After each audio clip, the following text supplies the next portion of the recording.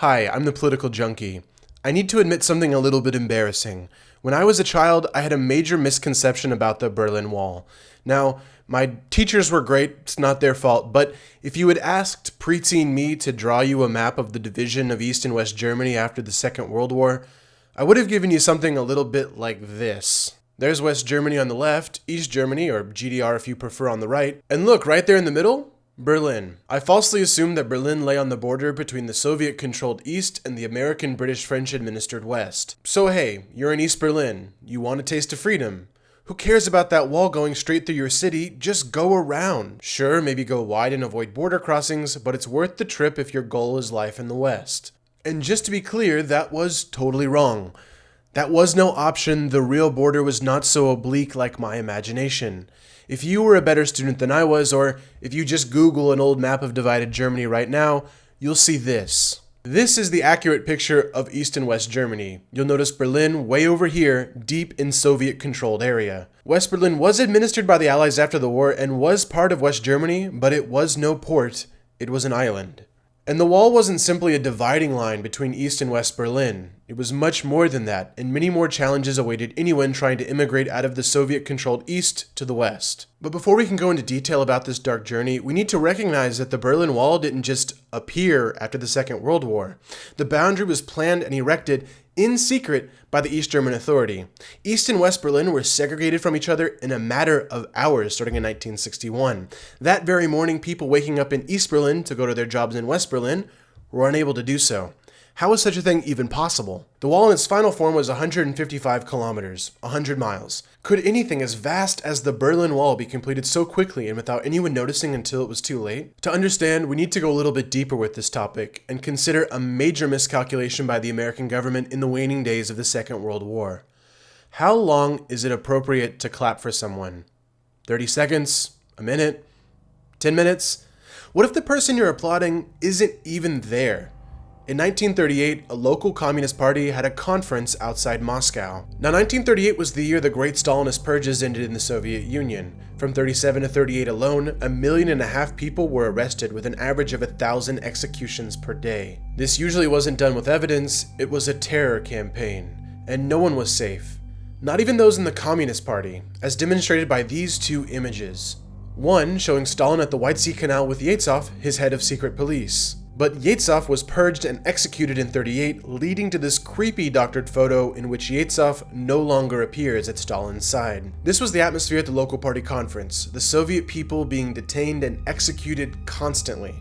So as you can read in the Gulag Archipelago, at this local party conference, a tribute was called to Comrade Stalin, and a standing ovation broke out. 3 minutes, 4 minutes, 5 minutes, no one would stop. Stormy applause. They all knew they were being observed by the secret police. They knew if they stopped applauding or even slowed down, they were likely to be arrested. So they kept going for over 11 minutes. Keep in mind, Stalin isn't even there. Finally, a local factory owner sat down and the others in the room followed suit. As expected, the factory owner was arrested that night and given 10 years in the Gulag. Don't ever be the first to stop applauding in Soviet Russia. This is the Stalin we know. His own military, his own party, theoretically his allies, terrified, if not already dead. And this was the Joseph Stalin with whom the British and Americans allied to defeat Nazi Germany. It might have been a necessary evil, but it was a tough sell to the public. For this reason, propaganda of the time emphasized that Uncle Joe Stalin was a reliable, steady leader. Listen to President Roosevelt in this short clip talking about him. Now, the footage is a bit grainy, but I think you'll see the contortions that the American president was in order to work with a mass murderer. I may say that I got along fine with Marshal Stalin. He is a man who combines a tremendous, relentless determination with a stalwart good humor. I believe he is truly representative of the heart and soul of Russia. And I believe that we are going to get along very well with him and the Russian people. Another quick example, if I may, the 1943 film Mission to Moscow, in which Ambassador Joseph Davies claims, "But while in Russia, I came to have a very high respect for the integrity and the honesty of the Soviet leaders. I also came back with a firm conviction that these people were sincerely devoted to world peace. and that they and their leaders only wanted to live in a decent world as good neighbors in a world at peace. It gets a little worse. Look at how the film portrays the Stalinist purges as a German and Japanese conspiracy. It's pretty eerie stuff. You'll notice that Stalin's actor's the guy in the black. And at the sensational purge trials, you'll learn for the first time the whole shocking truth about the plot that set off the powder keg of the world. So you were working out a deal? Naturally. As representative of Germany? Of Germany and Japan.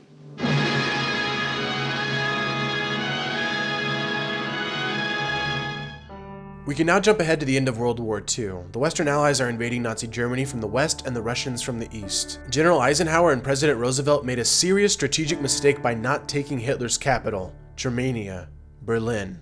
Americans entering Berlin for the first time after the war were shocked by the suffering. Now, the Western Allies had dropped 33,000 tons of bombs on Berlin themselves, but the former capital of the Reich had been tortured by those who physically toppled it with an army. Here's an apt image from Alexandra Ritchie's Faust Metropolis. She writes, "Many of the 100,000 German civilians who had died in the battle for Berlin still laid unburied." By the way, this is months after the battle for Berlin. Even the cool-headed General Clay described Berlin as a city of the dead. In the weeks following the surrender, women who met one another on the street or in the food queue would begin a conversation with, "How many times?"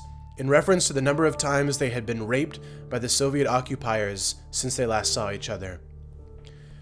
This had been the center of the Nazi regime, and yet, most of the people left in Berlin weren't hardened Nazis. In fact, 75% of them were women and children. Capturing Berlin was an offer Roosevelt made to Stalin personally at the Yalta Convention in 1945, as the three major Allied powers discussed plans for dividing up a defeated Germany. Perhaps Roosevelt had been absorbing too much of the American propaganda about Uncle Joe. He wanted Stalin to cooperate not only before the end of the war, but presumably thereafter. To encourage this, he secretly offered Stalin the conquering of Berlin. That was a huge mistake. And Stalin, for his part, didn't trust Roosevelt. And so as Western Allied forces made a wide sweep of West Germany, Stalin challenged his generals Konev and Zhukov, race to the heart of the Nazi regime.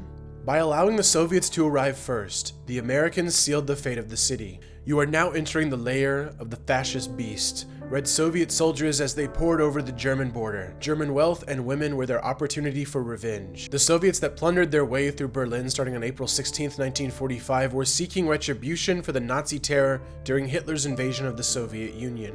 German public opinion didn't matter. Stalin expected that the Allies would abandon Berlin, abandon Germany, and leave it in the Soviet sphere of influence. Germany would never have a democratic election. And this translated into the Soviet way of administering East Germany. If the people could see the tears and drama on the day East and West Berlin were physically divided, on the day when people in East Berlin realized their chances of escaping had passed, they might have left earlier.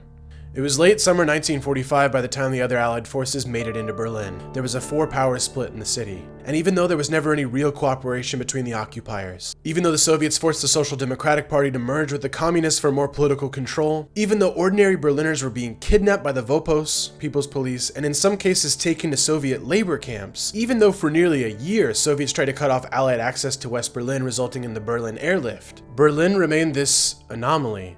A place where you could go from Soviet to American influence by simply walking across the street, sticking your foot out the door or your head out the window. And this arrangement, as fragile and tense as it was, full of standoffs and spying, East and West currency, juxtaposition of ideology, it seemed sustainable. At least, it seemed like it was going to stay that way for a while. Waiting for nuclear war became the status quo. Now you could argue that this little book right here set off the events that led to the construction of the Berlin Wall. On the same day the Soviets lifted the blockade of Berlin, West Germany published this, the Grundgesetz, the German Basic Law, unifying the American, British, and French-administered areas of West Germany. Now, Stalin's reaction to this document was to create the German Democratic Republic by October, with East Berlin as its capital. The farce of cooperative Allied administration was gone. This was significant for a number of reasons, not least of which because it de facto recognized the division of Germany, but also for smaller reasons like West Berliners didn't have the right to vote with the rest of West Germany. Ironically, the Constitution created inconsistency. With the founding of these two countries now, East and West Germany, things became even more militarized. especially on the border. If you tried to travel from Kassel to Leipzig, you would encounter the 1,400 kilometer, 866 mile inner German border, with a restrictive zone, observation towers, and even minefields preventing escape. So here's the first answer to the question posed by this video. Even before the Berlin Wall was constructed, the inner German border was militarized over time to prevent immigration to the west. According to research by Bernd Eisenfeld and Roger Engelman, more than 7 people a day were in prison for trying to escape the east. And even if you evaded the spying eyes of the Stasi, chances of getting across the border were slim. And there was still this one glaring opportunity. If you were unhappy with life in the east, you could simply walk from east to West Berlin. And despite crackdowns, there were still protests against the Soviet-backed government. On June 17, 1953, demonstrators tore the Soviet flag down from the Brandenburg Gate in a show against East Berlin labor norms. The East Berlin Volkspolizei responded with force. The mass uprising across East Germany led to 267 deaths and 200 executions thereafter. Events like these prompted mass exodus to the west. 1949, 4 years after the war, 52,000 had already left for the east. 1953, 331,000 leave after the violence on June 17th. By 1958, 100 people per day were immigrating for the Wirtschaftswunder, economic miracle, of West Germany. This is the part of the story that you might recognize. The mass exodus to the west caused the East German Authority to build the wall and stop the leak. But it's so much more interesting than just that. Remember, the plan was kept secret. Executed on August 13, 1961. Again, reading from Faust Metropolis. Hundreds of troops, armored personnel carrier, equipment, and workers had been brought into Berlin over the course of the week, but nobody had been told the true reason for their presence. At midnight, commanders throughout East Berlin were told to wake up their troops and to open top-secret envelopes which they had been issued. Even senior personnel were shocked by what they read. Within 2 hours, over 40,000 startled soldiers and policemen had been moved up to the sector boundary to form a line with their backs to the east. By now, workmen had begun to rip up asphalt and cobblestones, unloading piles of fencing and bales of barbed wire. Within hours, all of West Berlin was sealed in. A few hours later, the thousands that had planned to flee to West Berlin that day began to show up at the Friedrichstrasse station with their little bags and packages. They too were told they could no longer travel. People begged police to be allowed to cross, but were turned away.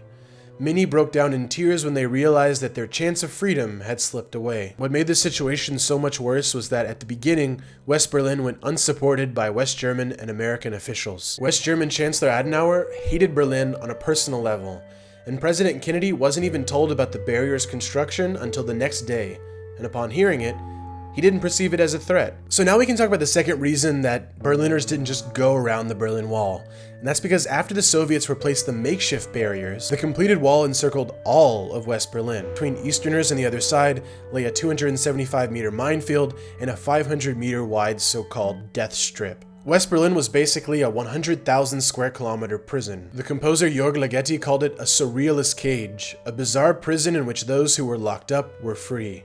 I mentioned before, how long do we applaud? And we found out the answer when someone's fearing for their lives. So let's explore that one more time. After the wall's construction, President Kennedy wasn't keen on visiting Berlin, but he had changed his mind on the seriousness of the situation after Berlin Mayor Willy Brandt sent him a letter begging him to uphold America's image in Berlin as the arbiter of peace and freedom. But after sending Vice President Johnson in 1961, Kennedy thought his work was finished. He was skeptical of the negative rhetoric about Berlin morale coming from the West German Chancellor, and to be frank, the wall represented a bit of stability for the US. For almost 20 years, the US and the Soviets had nearly started World War III on multiple occasions over this little island of Western life. And the wall served not only as a physical barrier, but as a diplomatic one. It gave Kennedy and Soviet First Secretary Khrushchev some operating space along the Iron Curtain. But finally, convinced by some of his inner circle, and perhaps for fear of looking like a capitulating Neville Chamberlain, JFK landed in Berlin on June 15, 1963. And the president saw something that moved him. It wasn't the overwhelming welcome he received in West Berlin, but rather what he saw as he climbed a wooden platform and took a look over the boundaries of East and West. A small group of East Berliners who had also come to the wall. Together, and presumably in full view of the Stasi, they saluted the young president. After seeing this, legend has it that he scribbled down what are the most iconic words in Berlin-US shared history. All free men, wherever they may live, are citizens of Berlin, and therefore as a free man, I take pride in the word, Ich bin ein Berliner.